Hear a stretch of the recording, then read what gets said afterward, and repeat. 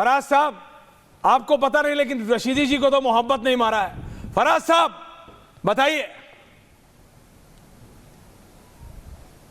अखिलेश यादव को दीपक से इतनी दिक्कत? सुधांशु जी को मैंने बहुत ध्यान से सुना। अच्छी बात है, ध्यान से सुना। इन्होंने मुल्लों की बात की, मुल्लों की बात की, कठमुल्लों की बात की, रोजा अफ्तार की बात की। देखिए ये दो कठमुल्ले और खड़े हुए हैं जो रोजा अफ्तार करवा रहे हैं। ये दो कठमुल्ले हैं। देखिए अब क्योंकि सुधांशु जी ने बोला तो फिर मैं इनको फोटो भी दिखा रहा हूं कि रोजा अफ्तार में कौन कौन जाता था, ये कठमुल्लों वाली टोपी कौन कौन लगाता था और कौन कौन अपीजमेंट करता था। ये पूरी दुनिया को पता है सुधांशु जी कि कब कब आदरणीय राजनाथ सिंह जी कहां गए, आदरणीय अटल बिहारी वाजपेयी जी कहां गए, रामविलास पासवान जी कहां गए, कब कब किसने टोपी लगाई और अंगोछा पहना। खैर चलिए, क्योंकि अब सुधांशु जी क्या है कि एक तरफा बातें करते हैं तो मैंने कहा जरा दिखा दूं कि आदरणीय अटल बिहारी वाजपेयी जी रोजे अफ्तार में जाते थे, बाकायदा टोपी लगाते थे, और ये जो मैंने फोटो दिखाई इसमें एक वो हम लोग इधर यूपी में बोलते हैं अंगोछा भी डाले हुए हैं। अभी आपने एक थोड़ी सी ऐश्वर्या जी आपत्तिजनक बात की और जो मुझे अच्छा भी नहीं लगा, लेकिन अब क्योंकि आपने बात कर दी है तो उसका जवाब तो देना पड़ेगा। आपने कहा कि हमारी सोच, समाजवादी पार्टी की सोच मोहम्मद अली जिन्ना वाली है। जी नहीं, आप गलत बोल रहे हैं ऐश्वर्या जी। मोहम्मद अली जिन्ना वाली सोच सावरकर की जी की थी। और ये मैं नहीं बोल रहा हूं, ये कौन बोल रहा है? ये हिंदू महासभा के बड़े बड़े नेता बोल रहे हैं। अब सुनना पड़ेगा आपको, सुनाइए सुनना पड़ेगा। Gandhi the years that change the world, सुनिए, इस किताब के पेज नंबर 684 पर लिखा हुआ है। एनसी चैटर्जी बीएस मुंजे जी को एक पत्र लिखते हैं। सुधांशु जी मैं प्राइमरी सोर्स भी बताऊंगा क्योंकि मुझे पता है कि आगे आप बोलेंगे इसका प्राइमरी सोर्स क्या है, जिसमें वो जिन्ना की तुलना सावरकर जी से करते हैं। और वो लिखते हैं, क्या लिखते हैं सुनिए, कि लिखते हैं कि सावरकर जी के बारे में कि he made our position rather difficult in Bengal. Mister Jinnah wants the Musalman not to join the movement and mister Savarkar wants the Hindu not to join the same. और फिर आगे ये लिखते हैं कि ये दोनों एक ही काम कर रहे हैं। तो कौन जिन्ना की फिलॉसफी पे काम कर रहा है? हम कर रहे हैं या सावरकर जी ने किया था? और ये मैं नहीं बोल रहा हूं, एनसी चैटर्जी का पत्र है जो उन्होंने किसको लिखा था, किसको लिखा था उन्होंने, वो भी मैंने आपको बता दिया, बीएस मुंजे जी को लिखा था। अब इन दोनों के नाम को बताने की जरूरत तो है नहीं। अभी आपने बड़ी बड़ी बातें की साहब, ऐश्वर्या जी, सुधांशु जी ने भी बात की। मुझे पता था कि सुधांशु जी आज इस डिबेट में आ रहे हैं तो मैंने सोचा कि 6-7 किताबें लेकर के मैं भी बैठूं। डिस्कशन सावरकर पे हो रहा है तो chapter 6 glorious epochs of Indian history के चैप्टर नंबर 8 में पेज नंबर 158 पर सावरकर जी महिलाओं के बारे में क्या लिखते हैं। मैं बताऊं आपके दर्शकों को कि मतलब, सोमनाथ जी को बुलाइए।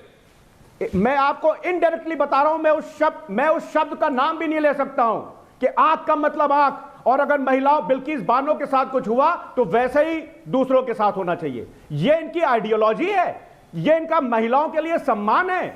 जिन्ना से किसने, जिन्ना की तुलना सावरकर से किसने की, मैंने ये आपको बता दिया। मेरे पास तो बंच ऑफ थॉट्स भी रखी है, सुधांशु जी के लिए मैं लाया था। अरुण शौरी जी ने सावरकर के ऊपर किताब लिखी है, ये सारी मैंने पढ़ी हुई हैं। 6 glorious epochs of Indian history ये भी रखी हुई है, and Gandhi the years that change the world ये भी रखी हुई है। आपकी डिबेट कम से कम 5 घंटे इस टॉपिक पर होनी चाहिए। और कौन बांट रहा है इस देश को, कौन बांट रहा है इस देश को, मैं बताऊं कौन बांट रहा है। निशिकांत दुबे सुप्रीम कोर्ट के लिए क्या बोलते हैं? निशिकांत दुबे किसके एमपी हैं? अखलाक को मारने वालों के मुकदमे वापस हो जाएंगे। क्यों वापस हो जाएंगे? कौन बांट रहा है इस देश को?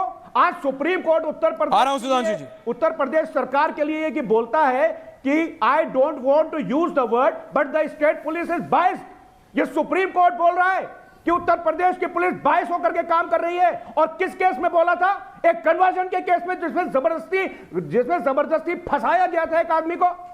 सुप्रीम कोर्ट बोलता है कि the state police is biased, और आप बता रहे हैं कि जिन्ना की आइडियोलॉजी और फिलॉसफी पे आपको एक बात बता रहा हूं फराज साहब, ये 6 किताबें आप कौन सी पढ़ रहे हैं मेरे को पता नहीं, और वो 1500 किताब, क्योंकि एक नेता थे। नहीं मैंने आपकी बात सुनी। आपको पता है इंदिरा गांधी ने वीर सावरकर को क्या बोला था? A remarkable son of India. वो नहीं पढ़ा आपने? नहीं, अच्छा इंदिरा गांधी ने कुछ भी बोला हो, मैंने नहीं इंदिरा गांधी ने कुछ भी बोला हो, आपके लिए अरुण शौरी बड़ा कि इंदिरा गांधी बड़ी? वो मानता हूं जो आपके लिए, आपके नेता के लिए, बीजेपी छोड़िए, आ रहा हूं सुधांशु जी। बलात्कार का बदला आपके पास तो ये असली किताबें लिखी हैं पीछे। समाजवादी लोग फराज साहब, हमने तो ऐसे भी नेता देखे हैं बलात्कार को जस्टिफाई करें, फराज साहब, हम नहीं मानते। फराज साहब ऑन अ लाइटर नोट, आपके पीछे तो ये सारी असली किताबें हैं। हमने तो ऐसे भी नेता देखे हैं जो कैमरे के लिए पीछे ऐसा वॉलपेपर लगा के रखते थे कि कैमरे की लाइट आए तो लगे असली किताबें। सोमनाथ जी, आपके लिए नहीं बोल रहा हूं, आपकी भी असली है सर 20 सेकंड। लेकिन ये आपने इंदिरा गांधी ने उनको रिमार्केबल सन ऑफ इंडिया बोला, वो नहीं। इंदिरा गांधी ने रिमार्केबल सन ऑफ इंडिया बोला, वो नहीं। अरुण शौरी समाजवादी पार्टी के मार्गदर्शक हैं, ये मुझे नहीं पता था। Thank you for telling me. Sudhanshu Trivedi जवाब दे रहे हैं आपको, और फिर सोमनाथ जी आ रहा हूं। रशीदी जी, आप टेंशन मत लीजिए, आपको सुधांशु जी ने मोहब्बत का मारा कहा है, मैंने नहीं। मैं आ रहा हूं आपके पास। देखिए, सुधांशु जी जवाब दे रहे हैं।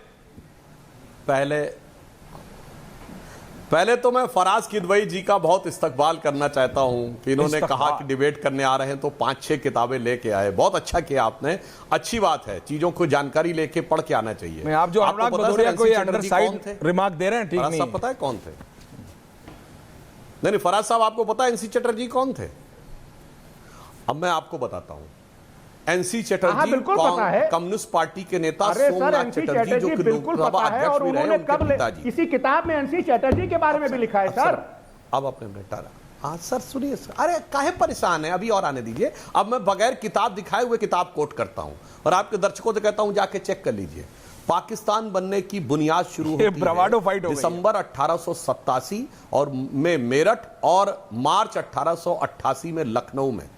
सर सैयद अहमद खां बयान देते हैं और वो ये कहते हैं कि हिंदू और मुसलमान दो कौम हैं और जब अंग्रेज छोड़ के जाएंगे तो हम हिंदुओं की रियाया नहीं बन सकते और हमेशा हमें अपनी कलम यानी तलवार का यूज करने की ताकत देनी चाहिए और अगर ऐसा नहीं होगा तो हमारे मुस्लिम भाई अफगानिस्तान से लेके बंगाल तक खून की नदियां बहा देंगे।